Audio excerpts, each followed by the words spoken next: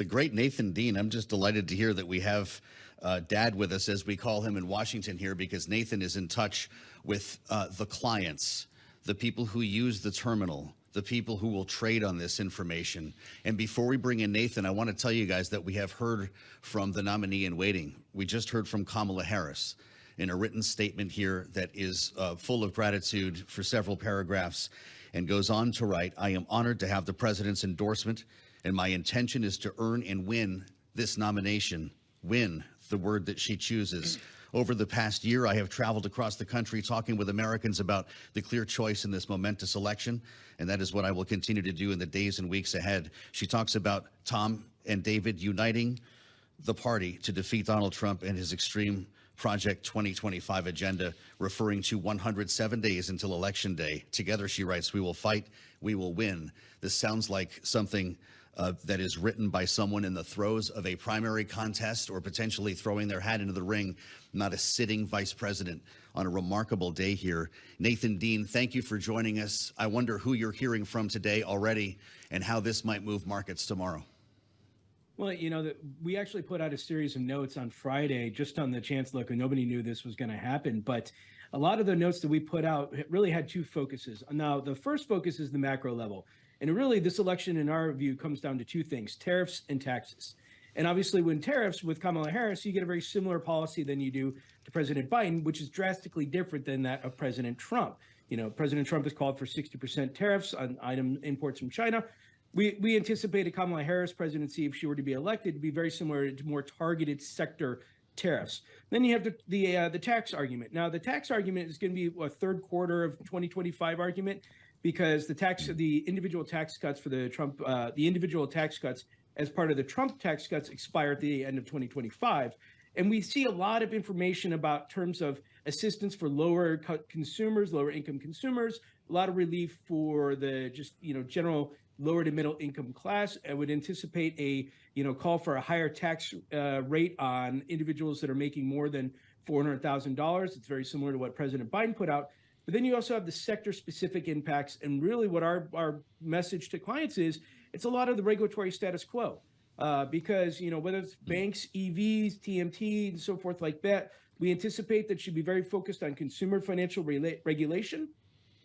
We anticipate that she'd probably have a continuation in terms of M&A strategy and anti-big tech scrutiny, like you see over at the Federal Trade Commission under Lina Khan. And that's a very important point here, is that if Kamala Harris were to win the presidency, I think the regulatory leadership of the Biden-era regulators, most of them would probably stick around for the first year of her presidency. So I think it's just a lot of status quo and very different contrast that you would see under a Trump presidency.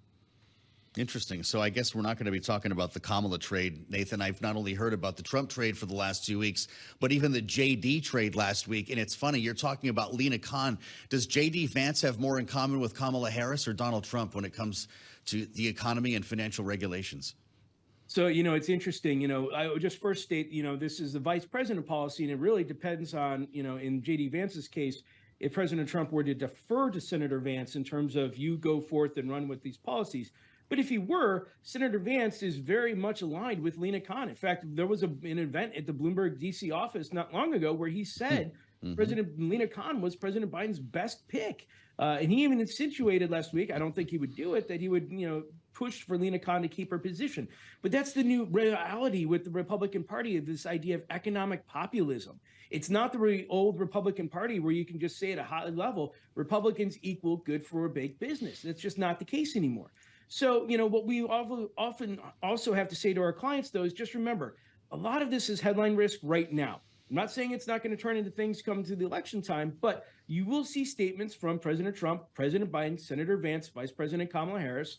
And when they become president or vice president or are elected, then the question is, how are you going to get your plan through Congress? It's almost like the Hamilton musical again. How are you going to get your plan through? And things begin to actually dial down. If they start and say, I want to do a number 10 on this issue, by the time they get to Congress, it may be a 6 or a 5. So, just always keep in mind in terms of, timing and so forth for the clients that we're talking to, it's really the tariff argument first, taxes second, and then the sector arguments for each individual policies and legislations third. Nathan, bearing in mind this is uncharted territory, I wonder what these next few months like through leading to the election. I think it's safe to say there hasn't been a whole lot of business getting done in Washington already. But how does this slow this down? You look as well at the comments that we're getting from Republicans about whether Joe Biden should step aside. Let's set that aside ourselves and just note here we have a lame duck president. History can tell us a lot about somebody in that position. From a policymaking perspective, from a political perspective, what do these next few months look like given what's changed today in Washington? Well, look, Joe Biden is a lame duck starting tomorrow morning, if not this evening. So there's two other avenues we need to talk about. First is the regulatory stuff. You will probably see President Biden push his regulators to finalize their agenda as soon as possible. Now, this is going to probably come after the Congressional Review Act date. I'll spare the audience, but all just you need to know is that any regulation that's essentially finalized from now until the end of the year could be overturned if the Republicans win a House, the Senate, and the presidency. But I would also anticipate President Biden to look internationally. So this is something that we've seen lame duck presidents do. You know, President Obama did this in the last 2 years of his term. President George W. Bush did this in the last 2 years of the term. Because when Capitol Hill looks at the White House and says, look, I'm not going to stick my neck out for you because you're not going to be here in 6 months, you lose a lot of political capital. So the presidencies often look internationally. So if President Biden has this situation, and I know we're only 3.5 months till the election, approximately 6.5 months until we have a new president. But I wouldn't be surprised if President Biden were to, take the Air Force One, if you will, fly abroad and spend a little bit more time over there, just because the power of the presidency is a little bit more powerful when it comes to international relations. Nathan, do you have a good handle on what Kamala Harris's policy preferences are? We were talking about trade, talking about immigration. Obviously, this was a big part of her remit, but we're learning day by day more about the junior senator from Ohio, the degree to which he's kind of an enigma in the Republican Party. That was certainly in stark relief during the course of that convention. The way that things that he supports and espouses are very separate and different from what we saw in Republicans a long time ago. How much of Kamala Harris's policy biography is discrete, is different from the man with whom she's serving? How much do we know about that at this point? So it's actually fairly light. I mean, all we're going off of, we actually had an hour-long call about this on Friday amongst the team going through all this, and it's fairly light.